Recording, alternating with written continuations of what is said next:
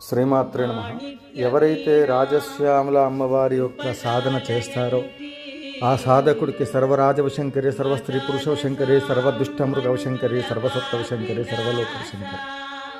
బీజాక్షరాలు లేకుండా అమ్మవారి యొక్క మంత్రాన్ని మనం గమనించినట్లయితే సాధకుడికి ముల్లోకాల్లో ఉండబడేటువంటి ఒక దేవతల దగ్గర నుండి మొదలుకొని ఇహలోకంలో కావలసినటువంటి ఒక సర్వసౌఖ్యములు, భోగభాగ్యములు, సంకల్పం చేసిన ప్రతి కార్యక్రమమందు అమ్మవారి యొక్క అనుగ్రహం చేత సకల కార్య సిద్ధి చేకూరును.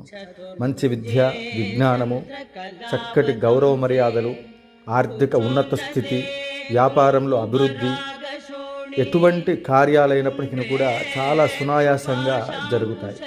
అమ్మవారిది 9వ విద్య. మన వాహనాల్లో కూడా ఎక్కువ శాతం లక్కీ నెంబర్ 9గా వచ్చేట్లుగా రిజిస్ట్రేషన్ చేస్తూ ఉంటారు. ఆ 9వ సంఖ్యకు ఉండబడేటువంటి ఆ అమ్మవారి యొక్క వైభవం 9వ విద్య వల్ల